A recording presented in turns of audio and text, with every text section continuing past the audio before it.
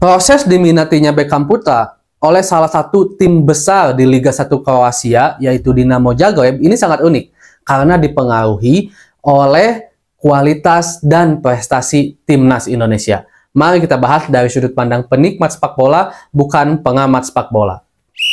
Sobat Garuda, itu sebabnya sangat penting kita memiliki timnas Indonesia yang berprestasi, yang memiliki ranking FIFA bagus, karena ini akan mempengaruhi banyak hal bagi pemain-pemain Indonesia itu sendiri, termasuk nantinya akan membawa secara tidak langsung prestasi bagi timnas Indonesia itu sendiri. Dan bagi saya, salah satu strategi Pak Erick Thohir dengan apa yang dia lakukan pertama kali menjabat menjadi PSSI adalah memperbaiki kualitas timnas. Saya rasa ini satu hal strategi yang sangat cerdik. Kenapa? Karena dengan timnas yang bagus, dipandang hebat oleh dunia ini, maka akan lebih mudah nantinya untuk membangun timnas Indonesia atau sepak bola Indonesia yang lebih baik.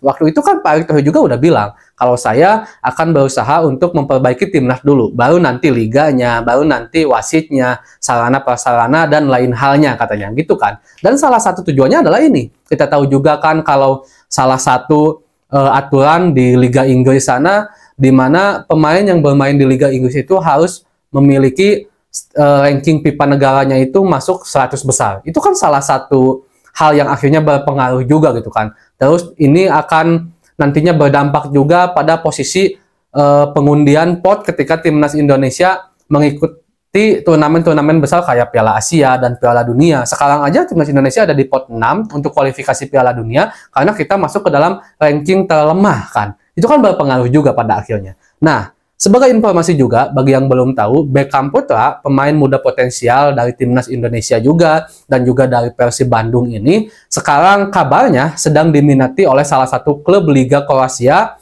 yang dimana bagi saya ini mengejutkan sekali, karena ini tim besar, yaitu Dinamo Zagreb, teman-teman. Nah, ada satu hal yang bagi saya cukup unik dengan proses diminatinya Beckham. Bagi saya ya, yang jelas karena Beckham memiliki kualitas, itu salah satunya, di mana Persib Bandung juga sekarang memiliki pelatih asal Kroasia juga, itu membantu komunikasi juga gitu kan, sedikitnya ada orang dalam lah gitu kan di situ. Tapi sisi lainnya juga, di mana kenapa Kroasia atau Dinamo Zagreb ini akhirnya menentukan untuk mengambil pemain dari Indonesia. Itu kan satu hal yang patut kita soroti. Jadi teman-teman, untuk para negara-negara Eropa sana, itu kan udah lebih modern ya, di mana mereka juga menyebar agen-agen atau talent scouting, pemandu bakat lah gitu kan, di tim-tim besar sana, yang bisa dibilang mereka menyebar ke beberapa penjuru dunia gitu kan, untuk mencari bakat-bakat yang bisa bermain dan memiliki potensial untuk bermain di klubnya gitu kan. Nah, untuk si talent scouting atau pemandu bakat dari Dinamo Zagreb ini, saya yakin mereka juga pasti mempertimbangkan apakah harus ngambil pemain dari Afrika kah, Asia kah, atau Eropa kah, dengan banyak pertimbangan, mulai dari bagaimana potensinya, bagaimana juga harganya, itu kan menjadi pertimbangan juga. Dan akhirnya kemungkinan besar tim scouting dari Dinamo Zagreb ini akhirnya memutuskan untuk mencari dari Indonesia. Nah, kenapa mereka bisa mencari dari Indonesia, lebih memilih Indonesia dibandingkan negara-negara lain yang mungkin menjadi pertimbangan mereka? Karena sepak bola timnas Indonesia sekarang sedang bagus-bagusnya. Kita sedang banyak dibicarakan. Di ASEAN udah jelas lah. Di Asia, bahkan di Eropa pun banyak podcast-podcast atau pandit-pandit sepak bola yang sekarang sedang membicarakan perkembangan sepak bola Indonesia dengan pemain-pemain mudanya. Nah, itu menjadi salah satu alasan kenapa akhirnya tim Liga 1 Kroasia ini memutuskan untuk ngambil dari Indonesia. Kok kenapa bisa Beckham? Kenapa enggak yang lain? Mungkin karena kan Kroasia juga tahu kalau ada salah satu warga negaranya yang sekarang melatih di negara Indonesia, menjadi salah satu pelatih di klub Indonesia, ditambah juara lagi, yaitu Coach Bojan Hodak. Jadi Coach Bojan Hodak ini kan asal Kroasia. Mungkin aja bisa mereka membangun hubungan, pada akhirnya meminta lah, atau mungkin minta disarankan oleh Coach Bojan Hodak kira-kira siapa pemain yang bisa diambil oleh Dinamo Zagreb. Dan kemungkinan juga Coach Bojan Hodak pada akhirnya merekomendasikan Beckham. Pertama karena Beckham masih muda dan punya potensi.